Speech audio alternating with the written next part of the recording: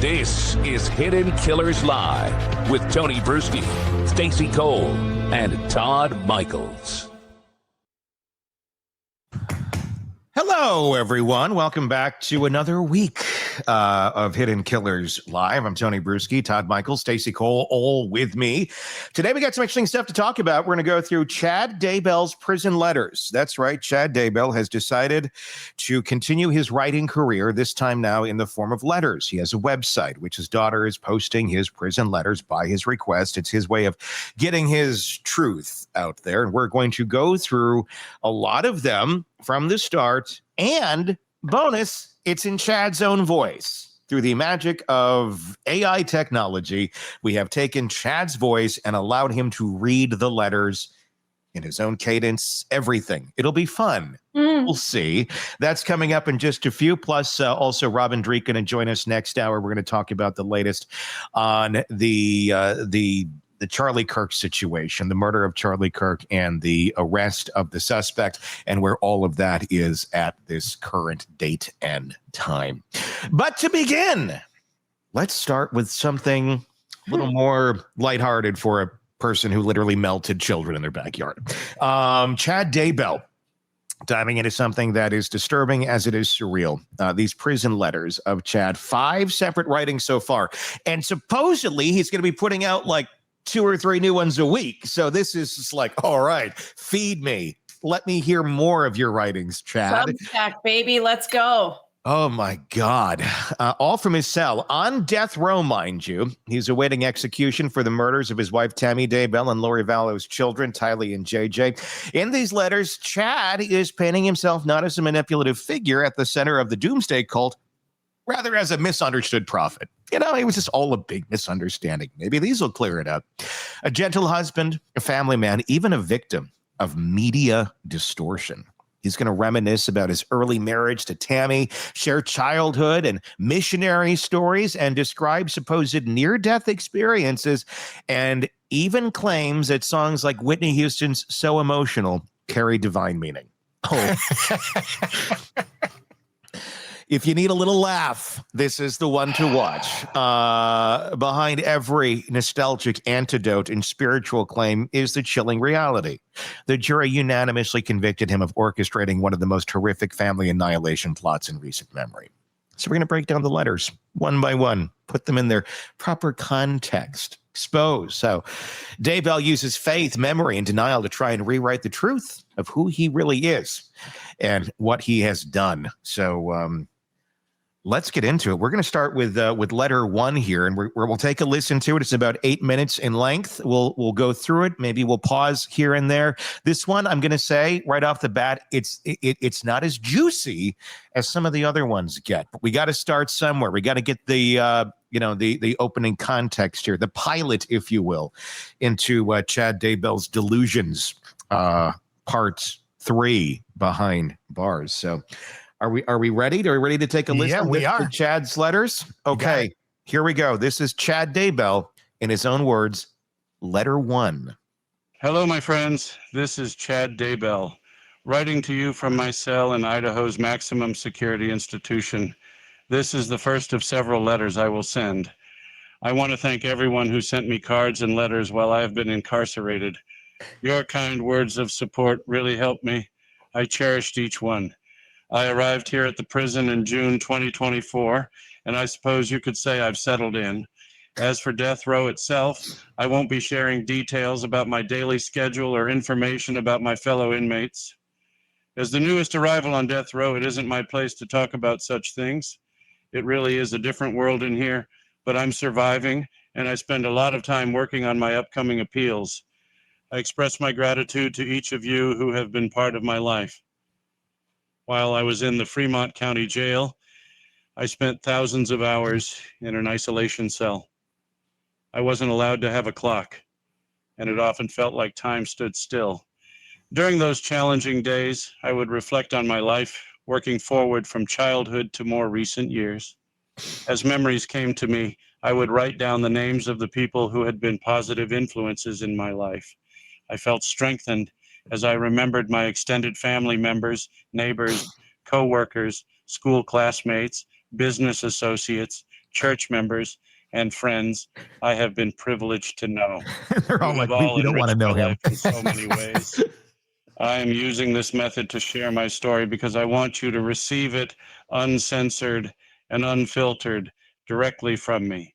Raw and real. How I have been portrayed in the media.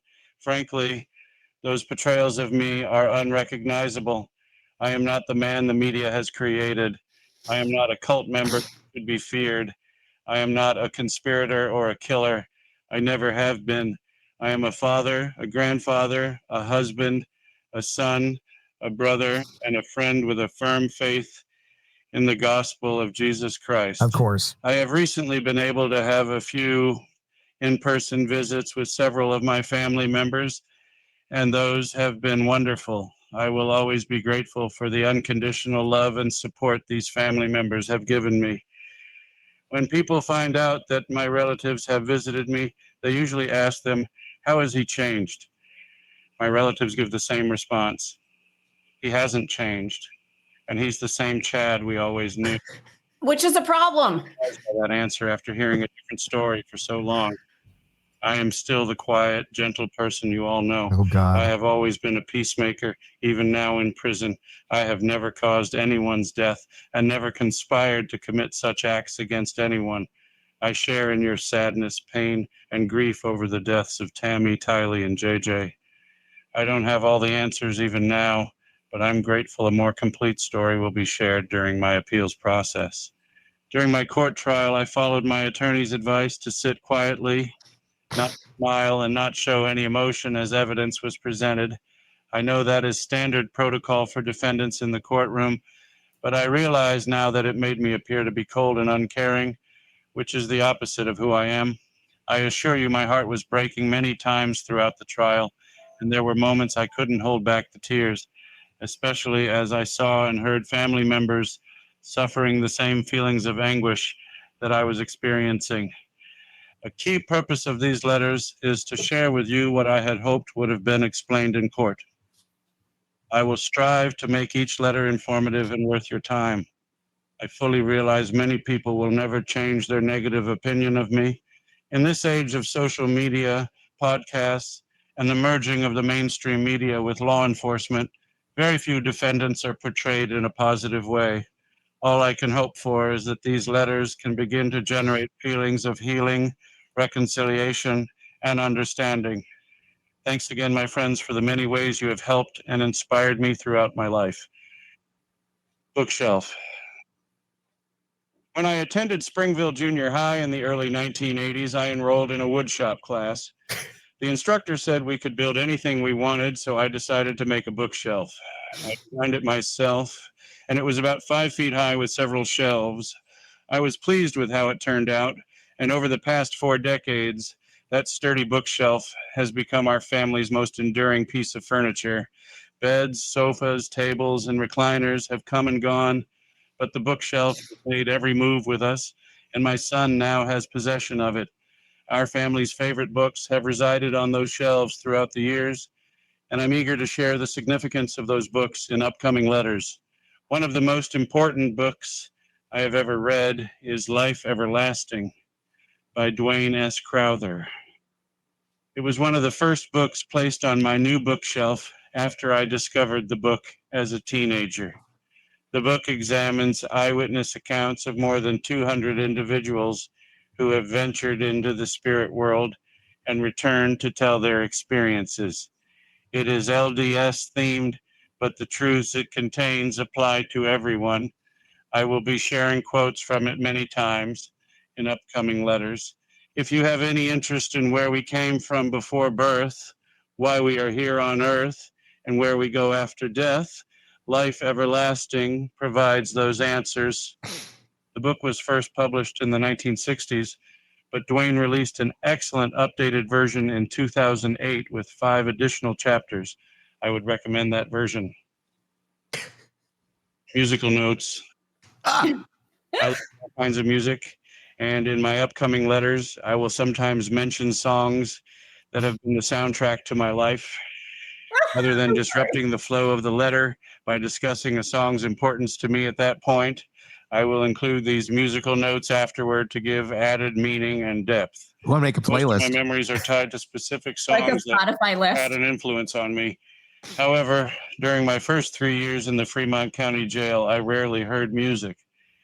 It was a genuine hardship since my life had been immersed in music before my incarceration. Then, a few months before my court trial began, the jail staff provided a portable radio I could listen to when I was allowed into the jail's ball court.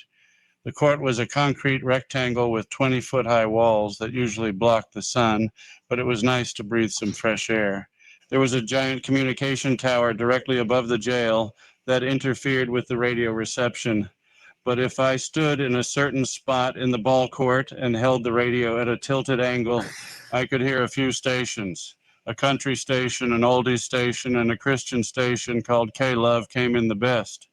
At first, I listened to the other two stations more often, but as I became more familiar with the K-Love songs and their emphasis on Jesus and uplifting topics, I came to rely on those songs to boost my morale. And one song that stood out to me was I'm So Blessed by the group Cain. It has a catchy beat, and the lyrics include the phrase, on my best day, I'm a child of God. On my worst day, I'm a child of God. Those were definitely some of my worst days, but the song helped me remember that the Lord was with me at all times, especially when the going got tough. So if you're having a hard day, click on the link, and hopefully the song helps lift your spirits. So that's letter one. When the going got tough. This might be my new book on tape. Audiobook. Honest to goodness, right? Yeah, I like this. And it should be noted, look, because it does sound kind of AI. Chad sounds like AI when he talks. Like he normally he has the reading ability of a third grader, basically, where it sounds like he's reading something off of a piece of paper, even though he wrote it himself. His cadence is always off. So this is actually quite accurate. If you listen to any of his talking, his speech that we pulled from to create this, it sounds like this. Yeah. He's really a shitty speaker. And obviously the level to which he thinks people would be interested in any of this. Yes. Yeah. Exactly. Well, I was thinking about that. I mean, it is interesting. It's funny to kind of listen to, but if, you know, his self-importance of I'm going to write this because people need to know. Yeah. Well, is he writing for us? It feels like this is for us, doesn't it? Yeah, I mean, it's that grandiose self-importance, which all narcissists seem to have and are completely oblivious that nobody gives a shit in the outside world. But to them, it's like, this must be known. The soundtrack to his life. And it's funny because each of these letters is divided up into different areas. There's like the beginning monologue, and then there's like a music section, and then there's some other section usually in there as well. But they're all formatted kind of the same way, where he's giving us these little segments of his life, almost like he's delivering a talk show every time he puts a letter out. Well, he is. He really is. Bookshelf, and then pause. Yeah. And then his story about his bookshelf. Great. Thanks. Yep. It stood the test of time. It did stand the test of time. I wonder where that bookshelf is today. I wonder if his books are on it there at his children's home. There's a lot here. That's only letter one, and we're just getting into the beginnings of Chad Daybell. Want more on this case and others? Then press subscribe now and don't miss a moment of true crime coverage from Tony Brueski and the Hidden Killers podcast.